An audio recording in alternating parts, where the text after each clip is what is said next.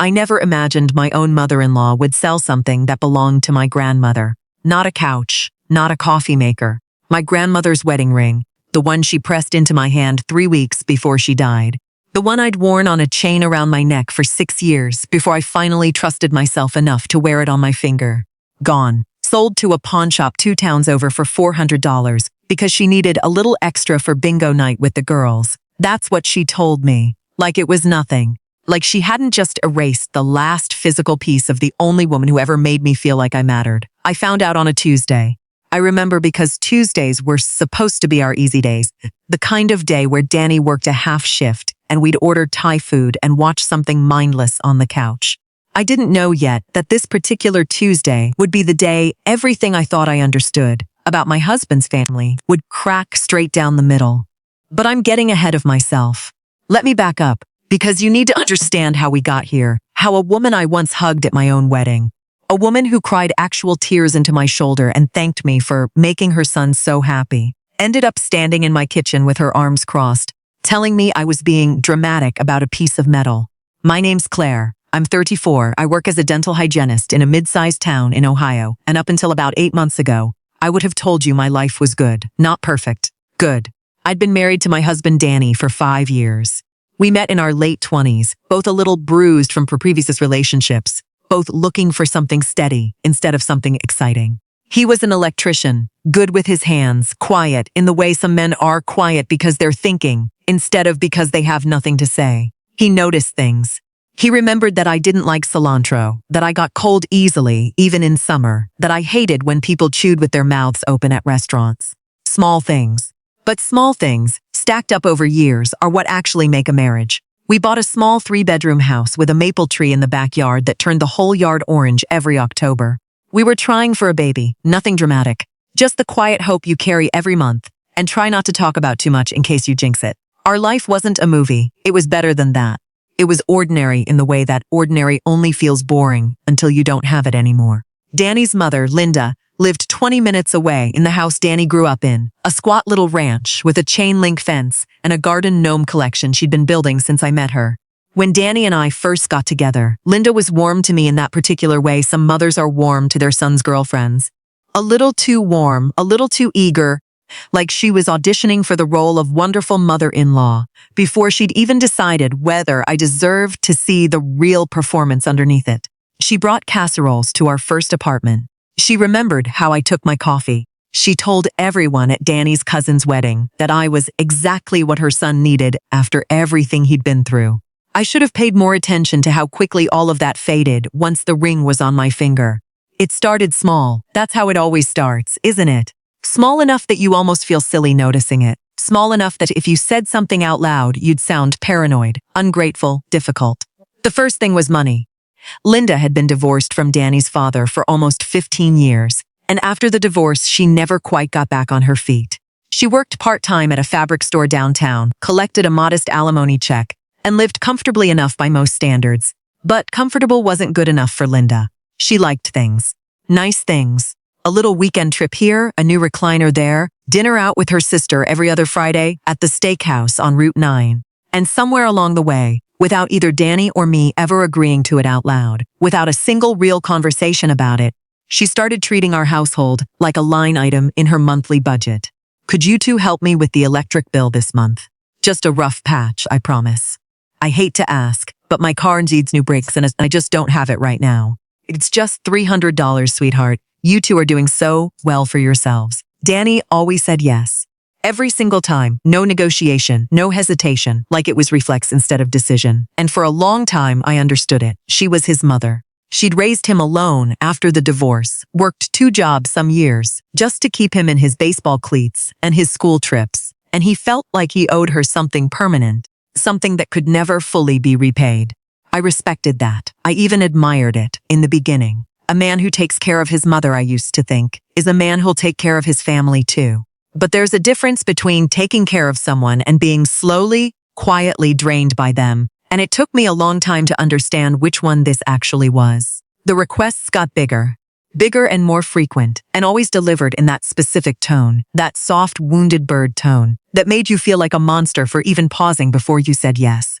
When Danny got a raise at his job, Linda found out within a week and suddenly needed help with a family emergency that turned out to be a deposit for a cruise with her church group. When we mentioned just once, quietly over Sunday dinner, that we were saving for a bigger house because we were hoping to start a family soon, Linda got very still. And then 2 days later called Danny crying about how she felt like nobody needed her anymore, how she was scared of getting old alone, how she just wished someone would think of her once in a while too. I want to be fair here because I think it matters. Linda wasn't a cartoon villain twirling a mustache. She had genuinely rough years, and some of what she carried was real. She talked about Danny's father sometimes in a way that made my chest ache. The affairs he didn't bother hiding well, the way he used to disappear for days at a time with no explanation. The year she worked nights at a diner and days at the fabric store just so Danny could keep playing baseball with the other boys whose fathers still lived at home. I believed those stories. I still believe them today. Hurt people can absolutely become people who hurt others without ever meaning to. And I think some small, twisted-up part of Linda genuinely believed she deserved to be taken care of now, after everything, as a kind of overdue repayment from the universe. I understood the wound underneath it. I just didn't understand why I was the one being asked to keep paying interest on a debt I never took out. Because here's the thing nobody tells you about families like this. It's never really about the money, or the ring, or the casserole dish she borrowed in 2019 and never once returned. It's about who gets to matter more in the room. And in Linda's version of our family, there was never any real question. Danny mattered. Danny's comfort mattered. Danny's happiness was the sun everything else orbited around. I was the add-on, the plus one. The woman who happened to be standing next to her son when she looked over tolerated as long as I knew my place and resented, quietly, coldly, the moment I stopped playing along. I found that out for certain the year my grandmother died.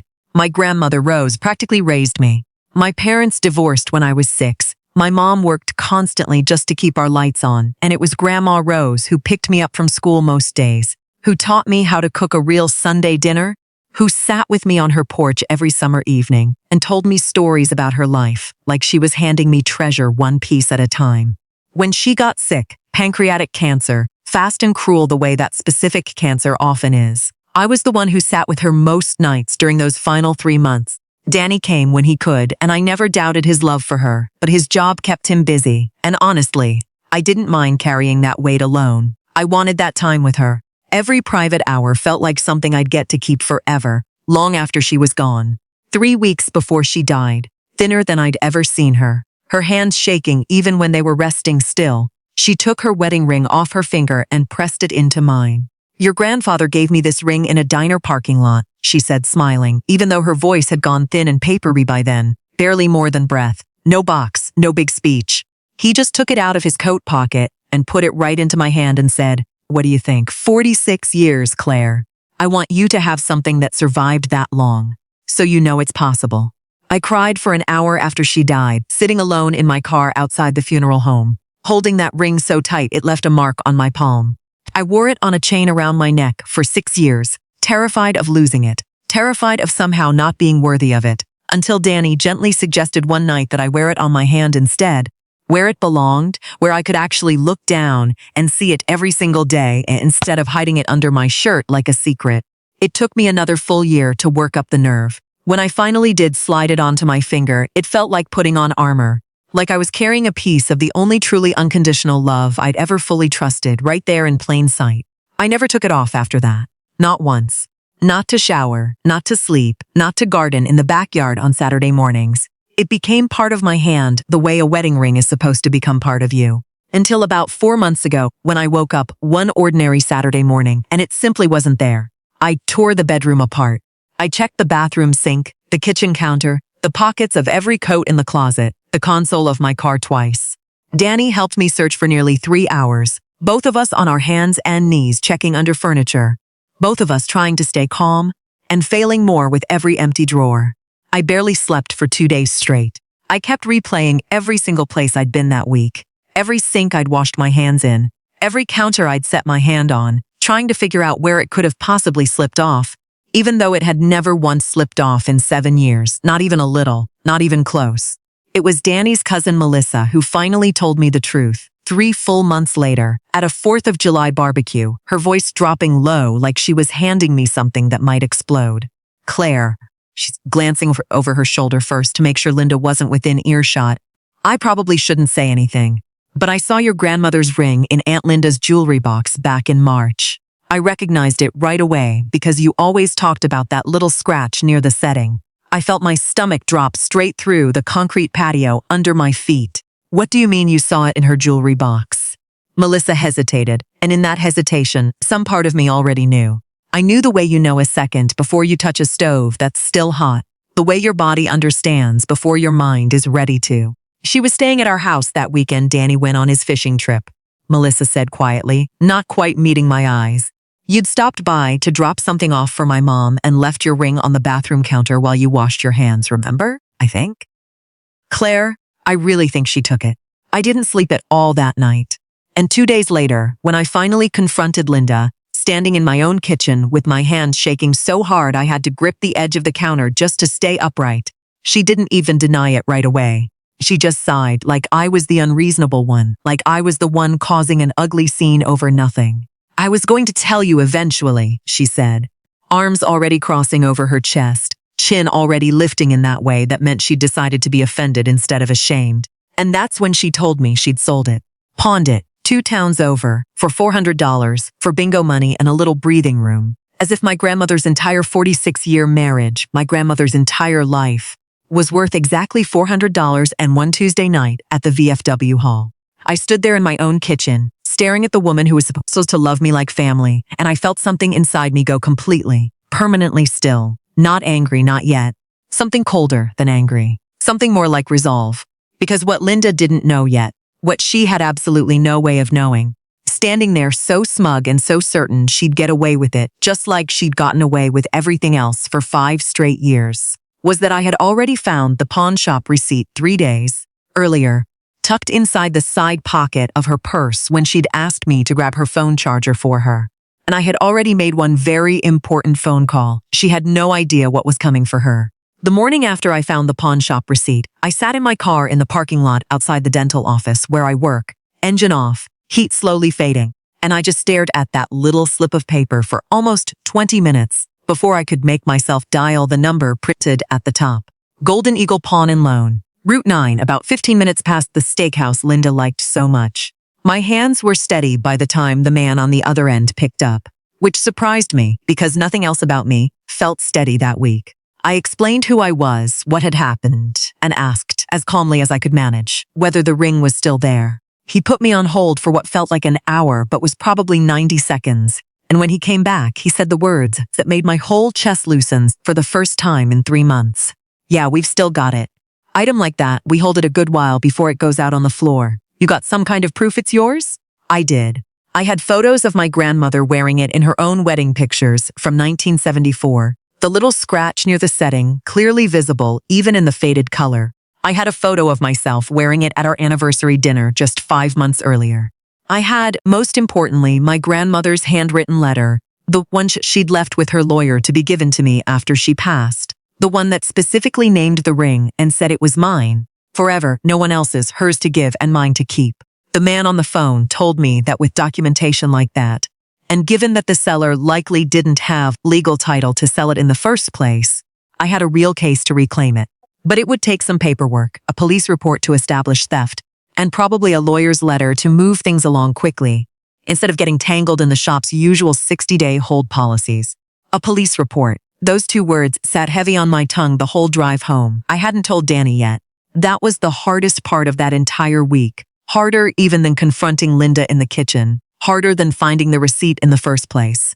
Danny loved his mother in the uncomplicated way you love someone who raised you through hard years, and some deep, protective part of me didn't want to be the one who broke that. But I also knew, with a clarity that scared me a little, that I wasn't going to let this go. Not this. Not my grandmother's ring, sold off like scrap for bingo money, by a woman who'd known exactly what it meant to me and taken it anyway. I told him that night, after dinner, sitting across from him at our kitchen table, with the receipt between us like evidence in a trial neither of us had asked to be part of. Danny went very quiet. He picked up the receipt, read it twice, set it back down like it had burned him. She wouldn't, he said. But his voice cracked in the middle of the word, and I think some part of him already knew she would, because some part of him had been quietly cataloging her behavior for years too. The way you do with someone you love, but have slowly stopped fully trusting. Melissa saw it in her jewelry box in March, Danny. I have the pawn receipt with her name on it, her signature, her ID number. This isn't a maybe. He didn't say anything for a long time. He just sat there, jaw working, staring at that little piece of paper, like it might rearrange itself into something less true if he looked hard enough. And then he did something I'll be grateful for as long as I live. He looked up at me and his eyes were wet and he said, "Okay, what do we do?" Not what should he do. What do we do? That single word, "we," meant more to me in that moment than almost anything else in our 5 years of marriage. Because it told me, without any ambiguity, that whatever happened next, whatever it cost him with his mother, he was standing on my side of this. We went together to file the police report 2 days later. The officer who took our statement was a woman about my age, brisk and businesslike, until she got to the part about the ring belonging to my late grandmother, and then something in her face softened just slightly. The particular softness of someone who has her own grandmother's something tucked away somewhere precious. Theft from a family member is still theft, she told us, sliding the paperwork across her desk. Doesn't matter that she's his mother. If she didn't have legal ownership of that ring and she sold it without consent, that's a crime, plain and simple. Might not always get prosecuted to the fullest extent, depending on the DA's office and family circumstances. But the report itself gives you real legal standing to reclaim the item from the pawn shop immediately. And that's usually what people in your position actually want. Danny signed his name on that report right below mine, and I watched his hand shake slightly as he did it, and I loved him more in that moment than I think I ever had before, because I knew what it was costing him. We called Linda that evening. I wanted to do it in person, but Danny asked if he could handle the first conversation alone, and I understood why, so I sat in the next room and listened to one side of what became, within about 4 minutes, a screaming match I could hear clearly, even through a closed door. "You did what, Mom?" Danny's voice, low and disbelieving at first, then louder. "No, don't tell me it's just a piece of metal. Don't you say that to me. You knew what that ring meant to her. You were at the funeral. You watched her cry over it." A long pause. Linda's voice, tinny and indignant through the phone, though I couldn't make out her exact words. "I don't care what kind of month you were having. We would have helped you. We always help you. You didn't need to steal from my wife to cover a bingo night, Mom. You could have just asked." Another pause, longer this time. "We filed a police report." His voice had gone very quiet and very flat, the tone he used when he was holding something together by pure will. No, don't call it dramatic. Claire filed a report because you stole and sold something worth more to her than you will ever understand. And I signed it too, because I'm not going to lie for you anymore. The call ended not long after that, and Danny came into the living room, looking about 10 years older than he had that morning. He sat down next to me, put his head in his hands, and didn't say anything for a long while. "She's furious," he finally said. "She thinks we're overreacting," she said. He stopped, shook his head like he couldn't believe he was about to repeat it. "She said Grandma Rose wasn't even her family, so she doesn't understand why it's such a big deal. Like, the ring not being hers by blood means it doesn't matter that it was mine." I felt something go cold and hard in my chest at that, because that single sentence told me everything I needed to know about how Linda actually saw me, underneath 5 years of casseroles and coffee orders, and warm hugs at family gatherings. To Linda, I wasn't really family. I was an accessory to her son's life, useful when convenient, disposable the moment something of mine became more valuable to her than my feelings were. The following 2 weeks were some of the worst of our marriage. Not because Danny and I fought, but because we didn't. We moved through our days in this strange, careful silence, both of us processing something we'd never had to process before. The fact that a person we'd both trusted, in different ways, had shown us exactly who she really was, and there was no unseeing it now. Linda didn't call, didn't text. Danny's aunt informed him, secondhand through a cousin, that Linda was telling anyone who'd listen that Danny had turned against his own mother for a woman he'd only known 5 years, that I was controlling him, that the whole thing was absolutely ridiculous. "It's just a ring. Families don't call the police on each other." I want to tell you that hearing all that didn't hurt. It did. It hurt in a specific, particular way. The way it hurts when someone twists your grief into a weapon and points it back at you, like you're the one being unreasonable for mourning correctly. I cried more than once during those 2 weeks, not over the ring itself anymore, but over the realization that Linda genuinely believed her version of events, that in her mind, she was the wronged party here, the poor mother whose son had abandoned her over a piece of metal. But something else happened during those 2 weeks too, something I didn't expect. Danny started remembering things. He remembered, out loud, one night at dinner, the way his mother had borrowed $3,000 from his savings account the year before we got married and never mentioned paying it back until I gently asked about it once at Thanksgiving, at which point Linda had acted deeply wounded that anyone would bring up something so petty at a family gathering. He remembered the casserole dish that was never returned, the loan for the new water heater that somehow became a permanent gift without anyone deciding that, a dozen small moments he'd swallowed over the years without ever quite naming them as what they were. I think, he told me one night, staring up at our bedroom ceiling in the dark, I think I've been making excuses for her my whole life. Because of Dad, because of everything she went through. And I think somewhere along the way, I stopped asking whether the excuses were even true anymore. That was the moment I knew we were going to be okay, Danny and me, whatever happened with Linda. Because he wasn't defending her anymore. He was finally, for the first time in 5 years, seeing her clearly. The pawn shop called on a Thursday morning, 3 weeks after that first phone call, to say the ring was ready to be released back to me, all paperwork processed, no further complications. I drove there alone during my lunch break, my hands shaking on the steering wheel the entire 15 minutes. And when the man behind the counter set that small velvet box on the glass display case and slid it toward me, I opened it right there in the shop and started crying in front of 3 strangers and didn't care even a little. It was scratched a little worse than before, one small new nick near the band that hadn't been there when it disappeared from my bathroom counter. But it was hers. It was Grandma Rose's ring, sitting in my palm again, and I slid it back onto my finger right there in that pawn shop and felt, for the first time in 3 months, like I could breathe all the way down to the bottom of my lungs. I thought, driving home that afternoon, that this might be the end of it. I thought Linda would sulk for a while, maybe avoid us at holidays, and eventually things would settle into some new, colder, more distant version of normal. I had absolutely no idea that the worst of it hadn't even started yet, and that in exactly 9 days, everything I thought I understood about Linda's finances, her divorce, and the real reason she'd needed that $400 so badly, was about to blow apart in a way none of us saw coming. 9 days after I got the ring back, Danny's phone rang at 6:45 in the morning, and I knew before he even answered it that something was wrong, because nobody calls that early with good news. It was his Aunt Carol, Linda's older sister, and I could hear her voice leaking out of the phone even from across the room, high and frantic in a way I'd never heard from her before. Danny's face went pale as he listened, and he kept saying, "Wait, slow down, what do you mean?" over and over until finally, he said, "We're on our way," and hung up. "Mom's in the hospital," he told me, already pulling on yesterday's jeans off the chair. "Carol found her on the kitchen floor this morning. She thinks it's her heart." Whatever anger I'd been carrying for 3 weeks evaporated instantly, replaced by something colder and more urgent. Because whatever Linda had done, whatever she'd taken from me, I didn't want her dead on a kitchen floor. Some things are bigger than a grudge, and a woman's life is one of them. We got to Mercy General a little after 7:30. Carol was already in the waiting room. Mascara streaked down both cheeks, and she stood up the second she saw Danny and grabbed onto him like she might fall over otherwise. "They think it's a mild heart attack," Carol said. "They're running tests.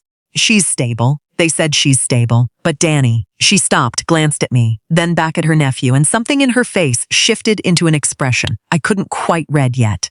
"There's something you two need to know. And I think it's better you hear it from me before you hear it from her, because she's not exactly going to tell it the way it actually happened." We sat down.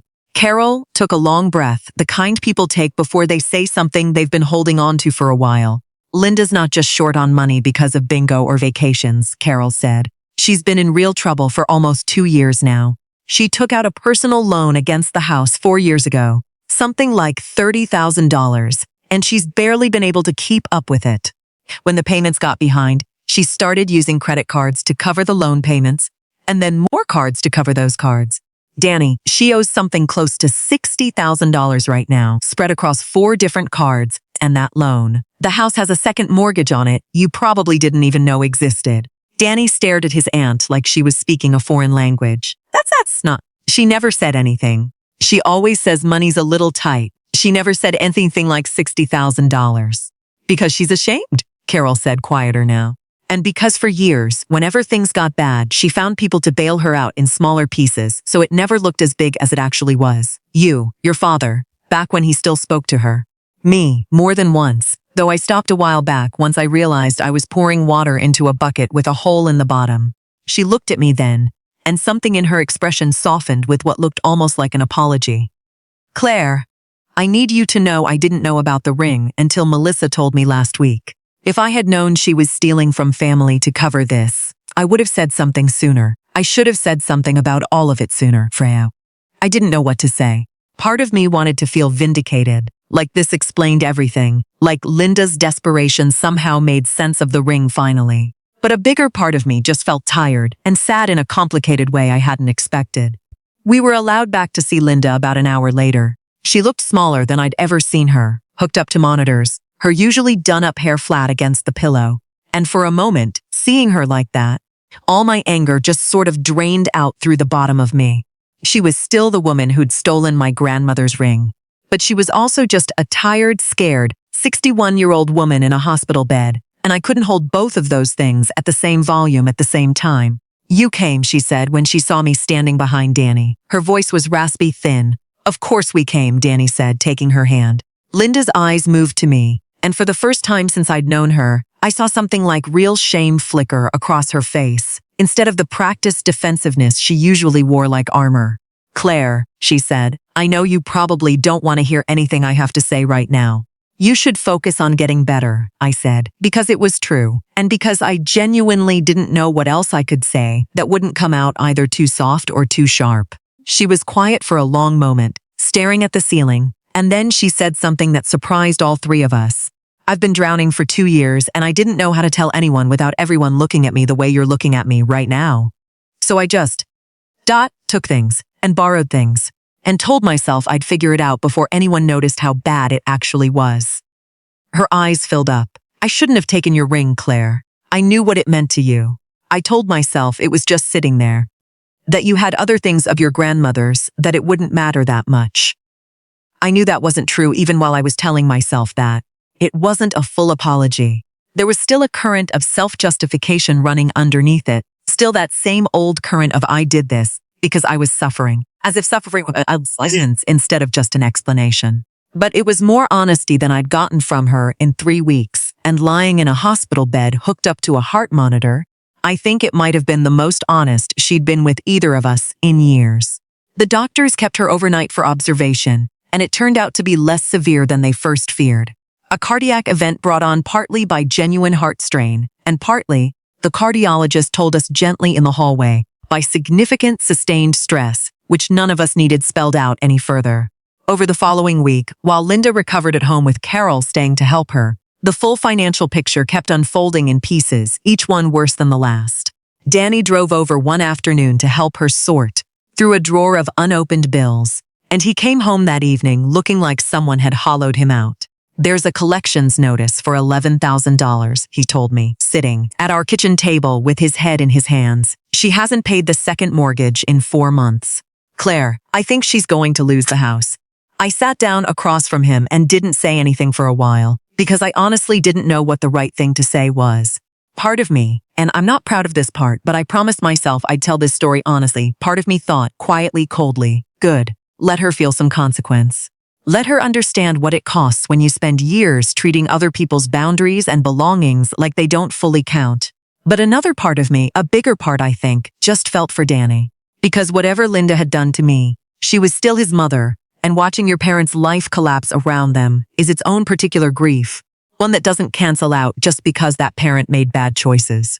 What do you want to do? I asked him finally. He was quiet for a long time. I don't know if I can just bail her out again, he said. Not because I don't love her. Because I think if we do, nothing actually changes. She keeps digging, we keep filling in the hole, and it just happens again in 2 years, except worse. I reached across the table and took his hand. I think that's the right instinct, I said carefully. But I also think there's a difference between not bailing her out financially and completely walking away from her while she's genuinely struggling. Maybe there's something in between. It was Melissa, of all people, who ended up finding that in-between path about a week later, when she mentioned almost offhandedly that her firm, she worked as a paralegal, connections with a nonprofit credit counseling service that specialized in exactly Linda's situation, negotiating with creditors, consolidating debt, sometimes even helping people avoid foreclosure through restructured payment plans. It wasn't a magic fix. It would take Linda years of disciplined payments and a much smaller lifestyle to climb out of the hole she'd dug. But it was real help, the kind that didn't require anyone else pouring their own savings down the same broken drain. Danny brought the idea to Linda the following Sunday. I didn't go with him for that conversation. Some things, I understood by then, needed to happen between a mother and her son without an audience. He came home 3 hours later and told me she'd cried, at first out of what he thought was humiliation, and then, later in the conversation, out of something that looked more like relief. She said she's been so scared for 2 years, he told me. Scared of losing the house, scared of everyone finding out, scared that if people knew how bad it really was, they'd think she was a failure, I think. Claire, I think some of what she did with the money, with the ring, it wasn't really greed the way I originally thought. I think it was panic. Bad panic for a long time that she never let anyone see. I understood what he was saying, and some part of me even believed it was true. But understanding why some does something and excusing what they did aren't the same thing. And I told Danny that gently, that night, because I needed him to hear it clearly. I can feel for her and still not forget what she did, I said. Both of those things can be true at the same time. He nodded slowly. I know, he said. I'm not asking you to forget it. I'm not sure I can forget it either, honestly. I just don't want to lose my mother completely over this. If there's some way through it, that doesn't mean pretending it never happened. We agreed, that night, on something that felt fragile but honest. Linda would go through the credit counseling program. She would get real financial help, structured and monitored, instead of another quiet bailout that let her avoid facing the actual size of the problem. And entirely separately, she would need to make things right with me directly, in her own words, in her own time, without anyone standing over her making her do it. I didn't know yet whether she'd actually follow through on any of it. Linda had spent years being warm when it served her and cold when it didn't, and 3 weeks of crisis didn't erase that pattern overnight, not for me. Danny wanted so badly to believe his mother had turned some kind of corner. I wanted to believe it too, for his sake if nothing else.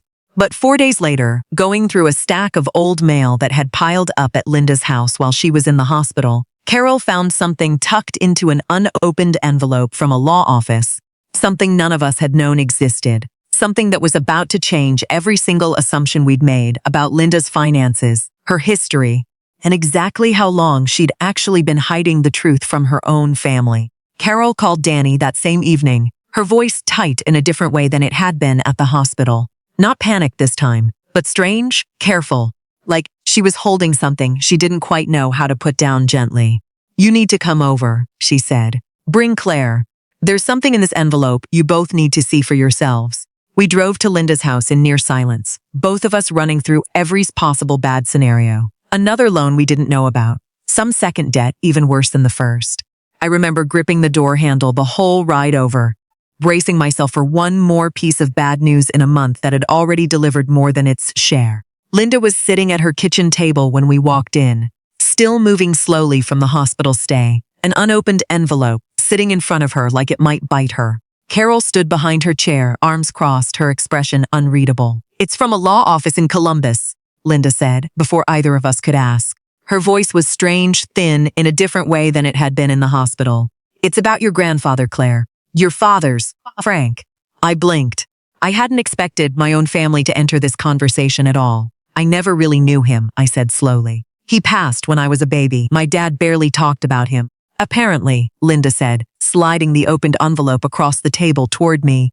He owned a small piece of commercial property outside Dayton back in the 70s, before your father was even born. Some kind of dispute with a business partner meant the property got tied up in probate court for decades, passed around through a trust nobody ever fully closed out. This law office has been trying to track down descendants for over a year now because the property finally sold, and there's an inheritance that's been sitting unclaimed. I stared at her. What does that have to do with you? Linda's face flushed, and for the first time since this whole ordeal began, I saw something that looked genuinely like embarrassment, rather than performed hurt. Your grandmother Rose was named as a contact on some of the old paperwork, back when she and your grandfather Frank were still alive and the estate dispute was active. The letter got sent to her old address years ago, forwarded eventually to your father, and then somehow, through some administrative mess, a copy ended up mailed to me instead, because I was still listed as an emergency contact from back when your father and I. She trailed off. Danny's head snapped up. Back when you and Claire's father what? Linda's jaw tightened. We dated. Briefly. Years before I met your father. Before either of you were even a thought. It's an old small world coincidence, nothing more, but it meant the law office had an old record connecting my name to Rose's estate contacts. And this letter got sent to me by mistake 8 months ago. The room went very quiet. 8 months, I repeated slowly, the number settling into my chest like a stone. You've had a letter naming my inheritance for 8 months. Linda's hands twisted together on the table. I didn't understand what it was at first, she said, though her voice had lost its usual certainty. I set it aside, and then when I actually read it more carefully a few weeks later, I understood it was significant, and She stopped. You what? Danny said, and there was an edge in his voice I'd never heard him use with his mother before. I panicked, Linda admitted, quiet now, all the fight gone out of her. I was drowning already. I saw a dollar figure in that letter, and some ugly part of me thought, what if I just held on to it?